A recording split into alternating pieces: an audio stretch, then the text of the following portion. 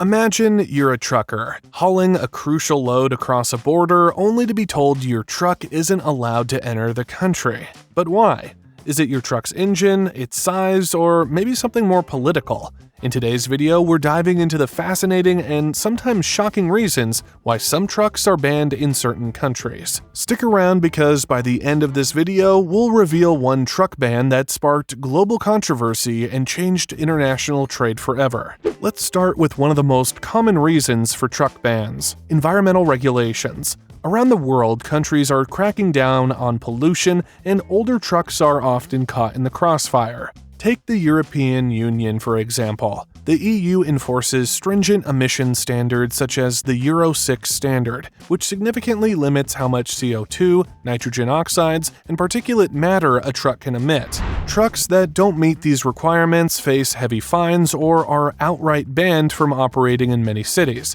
London's ultra-low emission zone charges non-compliant vehicles up to $100 a day to enter. That's a hefty price for not upgrading your rig. But it's not just Europe. California is leading the charge in the US, requiring trucks to have advanced emissions control systems like selective catalytic reduction, SCR, to curb pollutants. Trucks without these systems, they're off the road permanently. Up next, we'll look at how some countries go beyond emissions, and why your truck's safety features might be the reason it's banned. Trucks aren't just banned for polluting the air, they're also banned for failing to meet safety standards. And trust me, safety in trucking is no joke. Take Norway, for instance. With its icy, winding mountain roads, trucks operate there must have advanced traction control and stability features. Imagine trying to haul 40 tons up a steep hill without them. It's a recipe for disaster.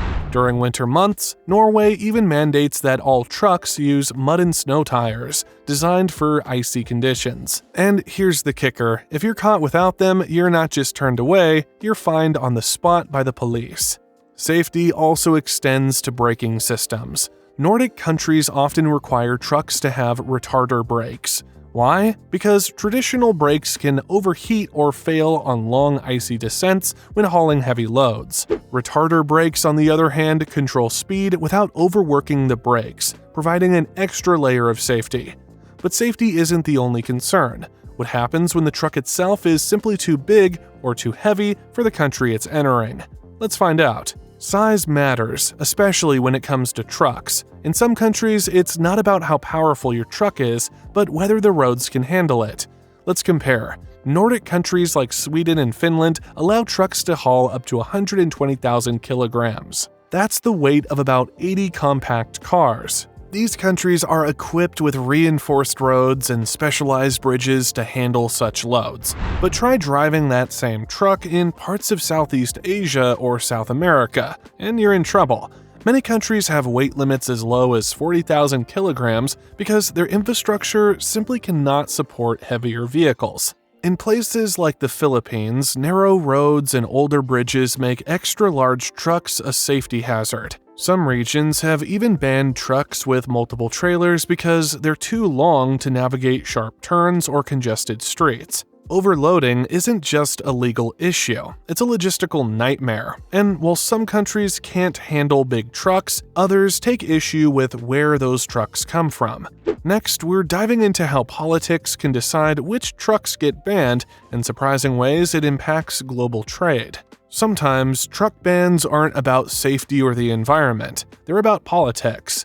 Let's take North Korea, for example. The country bans foreign-made trucks entirely to prioritize its own manufacturing industry. Meanwhile, in India, trucks from China face strict restrictions due to ongoing trade disputes. And during the Russia-Ukraine conflict, trucks from sanctioned countries found themselves barred from entering Europe entirely.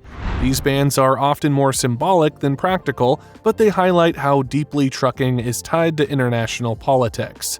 Truck bans like these can disrupt supply chains, raise the cost of goods, and even spark retaliatory measures. And speaking of retaliation, let's talk about one of the most controversial truck bans in history. One of the biggest truck ban controversies occurred between the US and Mexico. After the NAFTA agreement was signed, Mexican trucks were supposed to have full access to US roads. But safety concerns and labor protests led to bans in several states, with critics claiming Mexican trucks didn't meet US standards. The result, Mexico retaliated with tariffs on American goods, costing the US billions of dollars in trade losses. Eventually, the ban was lifted, but only after Mexican trucks underwent rigorous inspections to meet American regulations. Today, this case serves as a powerful reminder of how deeply trucking impacts international relations. So, why are some trucks banned in certain countries? From protecting the environment to ensuring road safety to navigating political tensions, these bans tell us a lot about the world we live in. But it's not all bad news.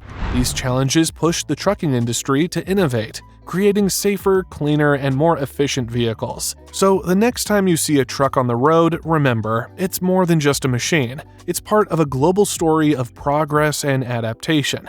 Have you ever seen a truck ban in action? Let us know in the comments. And don't forget to like, subscribe, and hit the notification bell for more fascinating stories from the world of trucking. Until next time, keep on trucking.